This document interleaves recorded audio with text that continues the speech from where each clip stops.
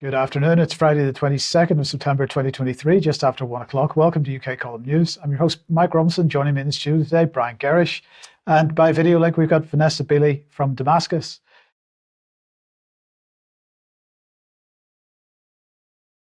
Your host today, myself, Brian Gerrish, and I'm delighted to be joined by David Scott, reporting from Jerusalem. David Scott, reporting from Jerusalem. We're also joined by Alex Thompson, who is back in the UK.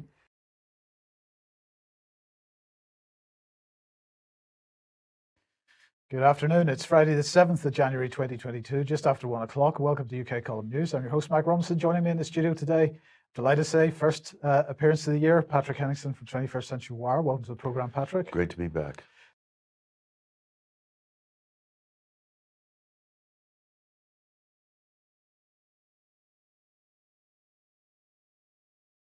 Bloodthirsty Putin is not just terrorizing everyone inside Russia and its border countries. He's laid his eye on a bunch of islands, basically across the globe. That's according to the Western press, of course. Putin.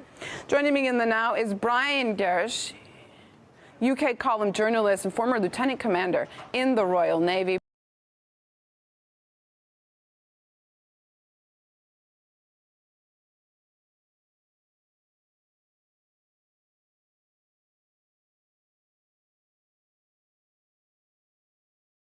Brian, good to see you again. What does Putin have to do with the Falklands? Well, that's a very good question. I think what this is really to do with is what the British press and media think he has to do with. And I've been reading quite a few articles now saying it is amazing how there's a black and white opinion in the British and indeed American international press when we look at Russia and Putin. So I think this is to do with perceptions in our press and media.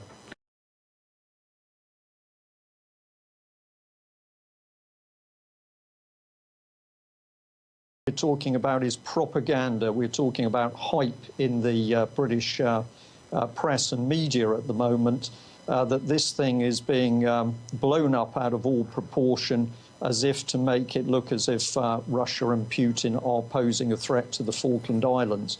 In the press as a whole, we're constantly seeing this black and white situation. Everything that Russia and President Putin does is wrong, and everything the European Union, Britain and America does is right. Luckily, many people in UK are starting to see through this.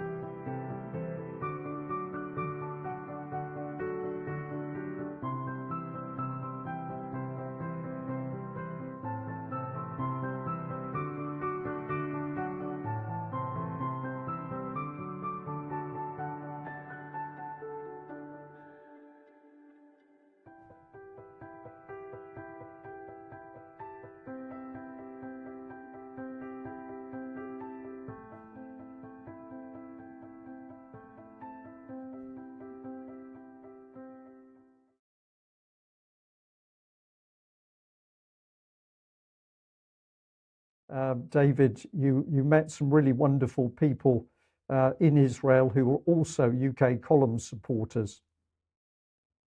Yes, we've got a still here. This is our gathering. This is the Jerusalem branch of the UK Column Appreciation Society, and we are meeting in, well, where else but Putin's pub? Although it's not called Putin's pub anymore. They've taken the name off the front. It's just called pub.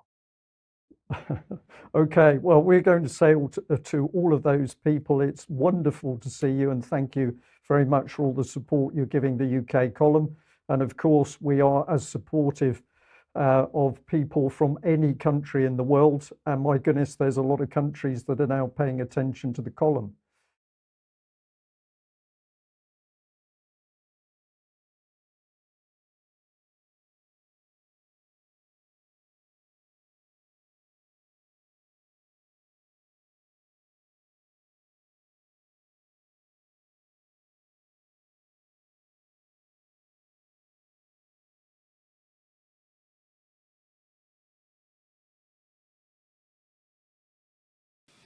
And the next day, we had no YouTube account. Right, so now, you know, that represented around about £5,000 a month lost income and all the rest of it. Had we been near the edge as an organisation, that could have finished us. Now, it didn't.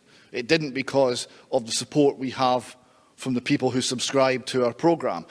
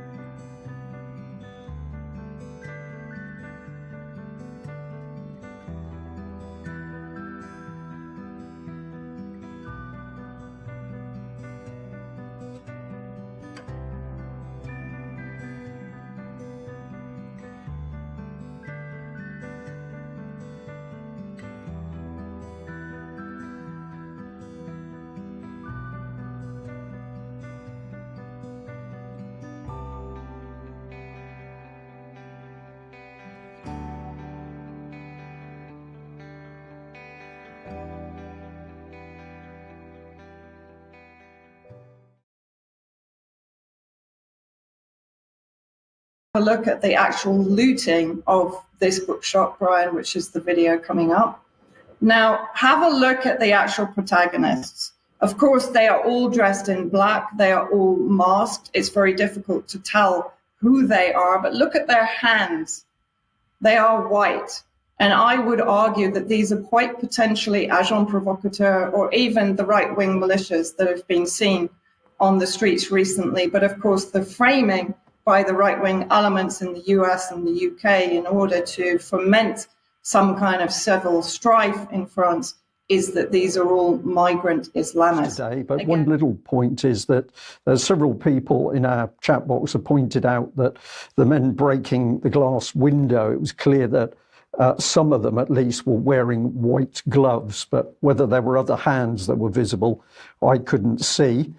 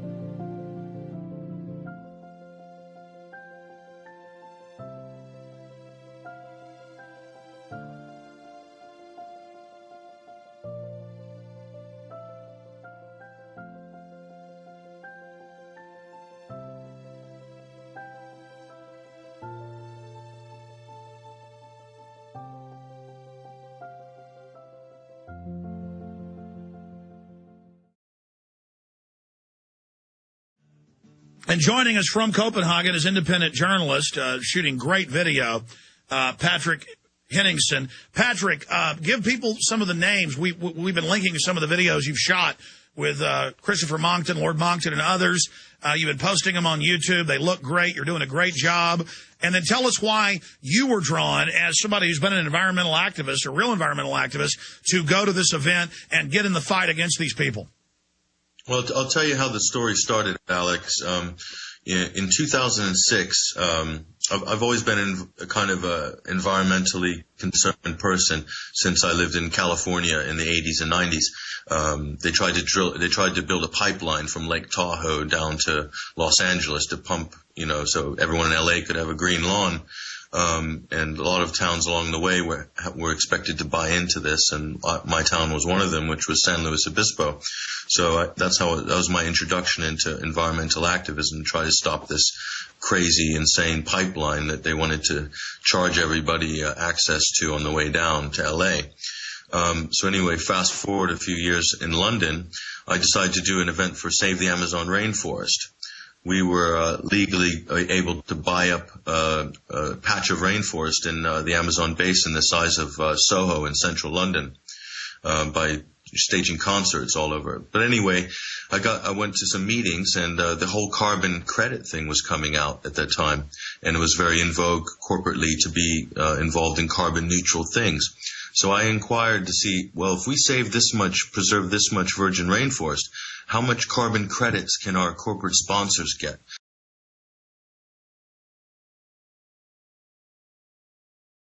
So I inquired to see, well, if we save this much, preserve this much virgin rainforest, how much carbon credits can our corporate sponsors get?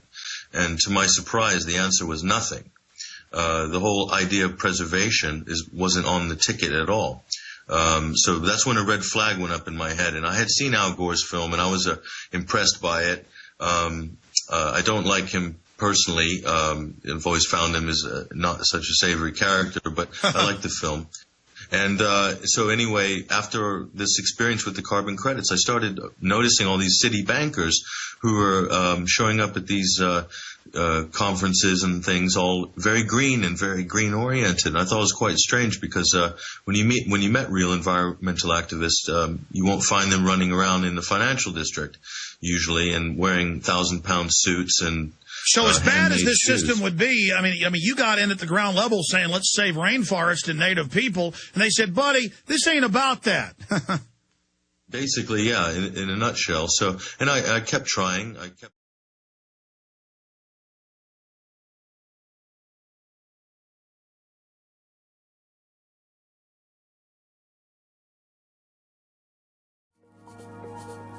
This week, we take a journey to the south coast of England, from Portsmouth Harbor to the historic Isle of Wight, to spend the day with David Icke. I followed his career and witnessed the rise in interest in his work over the last decade, and often thought about what kind of man he was, about his motivations, and the impact that his work has had on millions of people worldwide. With so much ground to cover, I had to really focus on what questions I would ask him, and made a list of topics I'd hoped to cover. It turned out to be a very long list, but this was a rare chance for us to get a clearer fix on who we are and why we are here as habitants on this third rock hurling through space and time.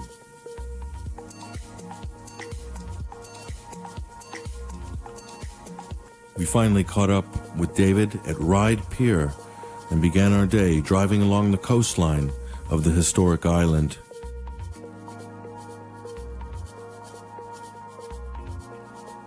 As we began our discussion, a conversation which would cover a vast array of subjects, from politics to government, to media, social engineering, the nature of physical reality, and a 21st century where humanity stands at a crossroads as we attempt to navigate the modern matrix.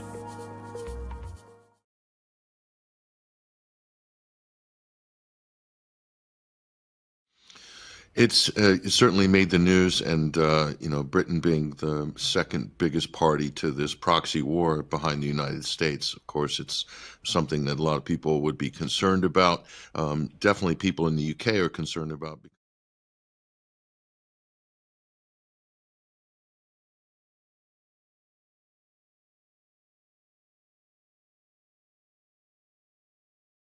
Would need to be some kind of an audit from the OPCW. It would be nice if these international organizations would do something, do some real work for a change, and this certainly would be a job worth doing. And the United States has likely been sending in DU rounds into Ukraine through these various weapon shipments as well. And I'm not even addressing the other third-party countries that are shipping arms and weapons and munitions into Ukraine. So it's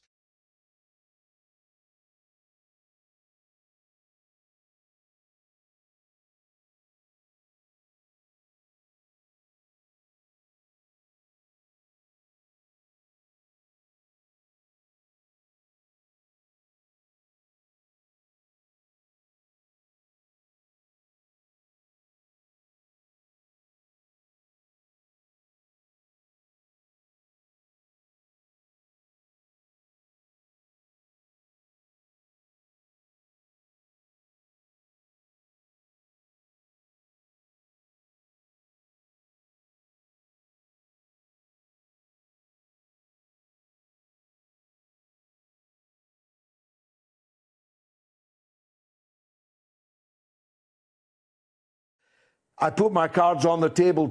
I'm on the side of Russia in this conflict. Not because I work for Russia today. I was on that side before I did work for Russia today. And in any case, I have never taken the view that I have to reflect the political positions of my employers. I'm with Russia. Russia is an international superpower, a multiply nuclear armed superpower.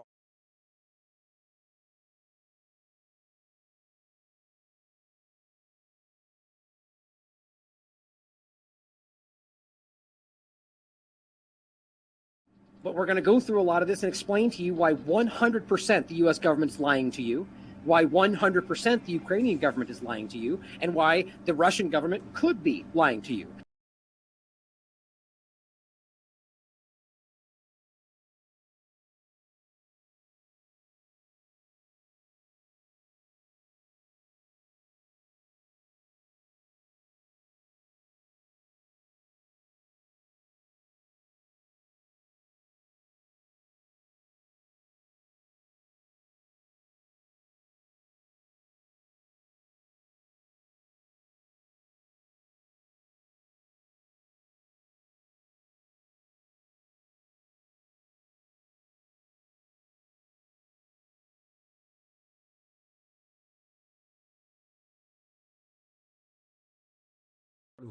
هو عدم تدمير الاتحاد السوفيتي أو دق رقبة غورباتشوف ويلتسن في الوقت المناسب.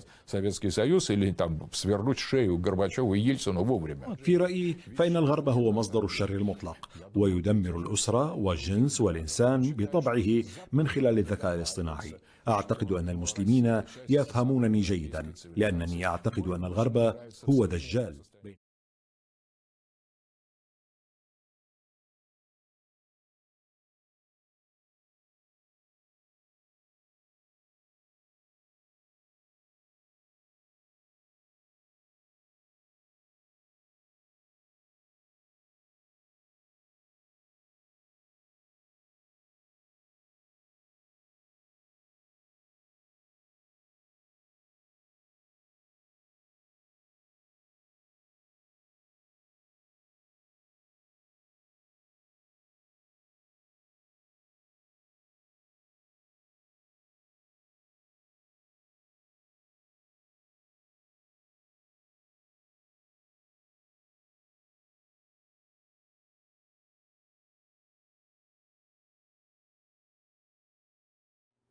Well, we do have a wonderful guest tonight, and it's been a long time coming. I've been speaking to Alex for some time, but he had a number of little clashes with his schedule, and we thought we had him last week, but we don't. We have him this week, and he is finally here, so I am very happy to announce Alex Thompson from UK Column. Now, UK Column, if you're not aware of them, are a group of truth seekers. They publish numerous articles on threats to our lifestyle, our liberty, and our freedom. Alex has been a truth seeker and a Christian for most of his life, and he used to work for GCHQ. Now, you can catch up with him over on ukcolumn.org, and he's about to tell us a little bit more about himself, about his excellent work, about the things they are striving for over at ukcolumn.org, but also he's going to tell us a little bit about his personal journey. And I've got the link to their website in the description of this video, and it'll be uploaded with that link to BitChute and Odyssey directly after this show. But if Alex has any other media links other than ukcolumn.org that you'd like adding, please let us know at the end of the show, Alex, and we'll be happy to add them. Anyway, it's a great pleasure and an honor to have you join us tonight. Over to you, my friend.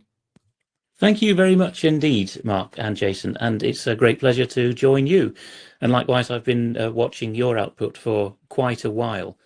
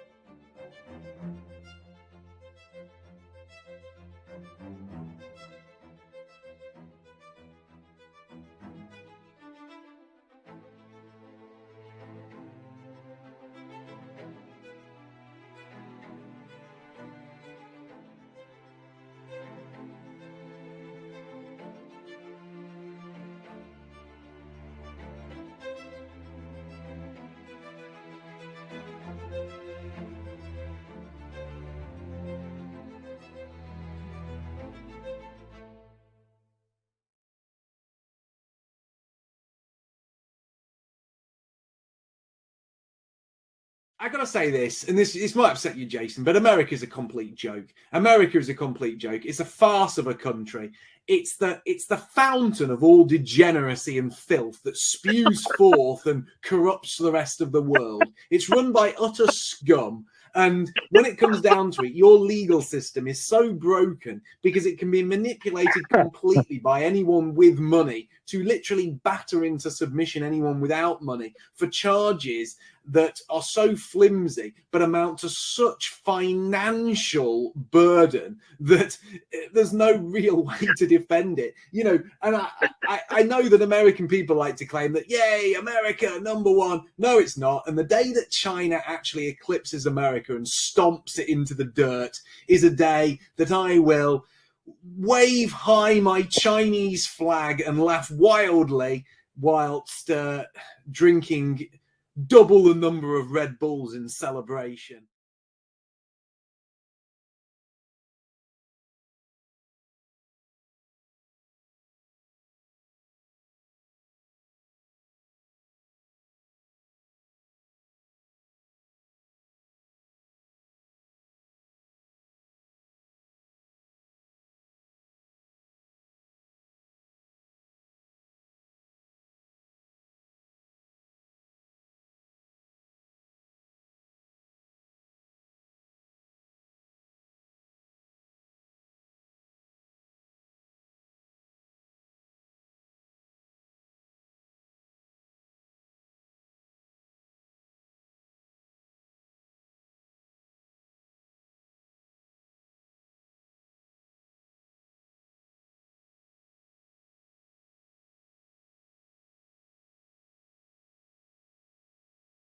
And this whole deal of demonizing Russia and using, of course, the Ukraine crisis to facilitate this. The whole Ukraine crisis is, of course, manipulated.